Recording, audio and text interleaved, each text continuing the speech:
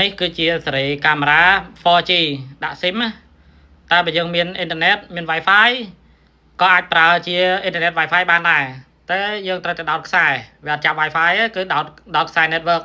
ចេញពីដុំ router ទៅកាន់រុន network របស់កាមេរ៉ាចាអាហ្នឹងប្រើបានពីប្រើ SIM ក៏បានឬមួយក៏ដោតខ្សែពីដុំ Wi-Fi ក៏បានទីមួយយើងដោតភ្លើងវាហើយដោតខ្សែហ្នឹងណាបើឃើញភ្លើងលោតនៅកន្លែងខ្សែ network បន្ទាប់មកយើង reset គឺបើកស្ទះវាហើយយកចុងដៃហ្នឹងចុចប៊ូតុង reset ទៅចុចឲ្យជាប់រហូតកាមេរ៉ាblur សលេងចាំដល់ដៃចេញហ្នឹងការ reset កាមេរ៉ាមុននឹងភ្ជាប់យើងត្រូវតែ reset អញ្ចឹងជាទូទៅកាមេរ៉ាយើងត្រូវ reset មុនភ្ជាប់បន្តទៀតយើងចូលកម្មវិធីយើង V380 អានេះគឺជាកាមេរ៉ា V380 ហើយបើមានវាជាប់ញ៉ៃពីមុនអាណាមើលអត់បានអីយើងលុបវាចោលណាចុចសញ្ញា3ហ្នឹងឲ្យចុចថងសម្រាប់មកចុច yes ចុច yes ហើយ next ឲ្យ I understand ណាចុចពីលើវាមកឲ្យ confirm ណាខ្ញុំវាលុបបាត់អូខេវាលុបហើយគឺយើងចាប់ដើមដល់ពេលចុចជាប់អញ្ចឹងការភ្ជាប់គឺងាយស្រួលដែរ Bluetooth location នេះយើងបើកឲ្យហើយយើងអានេះកណ្ដាលនៃយើងមានស្រាប់ណាខ្ញុំបន្តមកយើងចុចលេខបូកនេះចុចលេខបូកចុចយកពី add camera ហើយយើង scan ហ្មងអត់មកចុចអីច្រើនទេចុចមកបន្តមកទៀតយកពី add camera scan QR code វាហើយ add camera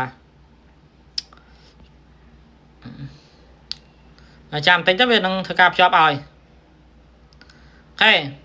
កន្លែងនេះគឺឈ្មោះទីតាំង Wi-Fi យើងដាក់អីដាក់ទៅមួយម៉ាត់ពីរម៉ាត់បានហើយណា home ដាក់អីដាក់ផ្ទះដែរខ្ញុំដាក់ច្រើនពេកវាអត់ឲ្យ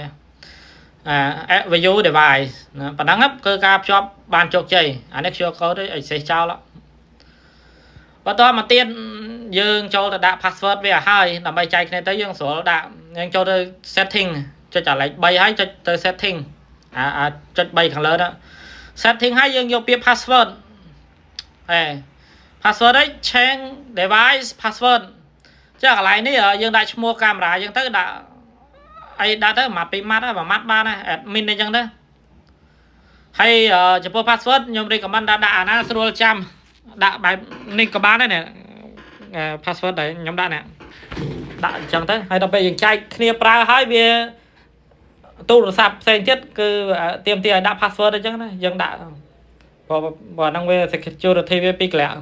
ហើយ confirm តែប៉ុណ្ណឹងការភ្ជាប់របស់យើងគឺបានជោគជ័យចែកគ្នាប្រើចែកអីទៅហើយបើវាទៀមទាឲ្យ password អីយើងដាក់តែ password ហ្នឹងទៅប្រើបានណាតែប៉ុណ្ណឹងឯងនេះគឺកាមេរ៉ាប្រភេទយើងប្រើ SIM ដាក់ SIM ចូលក៏បានដោតអ៊ីនធឺណិតក៏បានហ្នឹងវាបានពីរច្រកអញ្ចឹងយើងមកដំបូងយើងប្រើ SIM វាអត់អ៊ីនធឺណិតតែយើងមានអ៊ីនធឺណិតយើងចាំបាច់ដាក់ SIM អស់លុយ SIM ទៀតទេ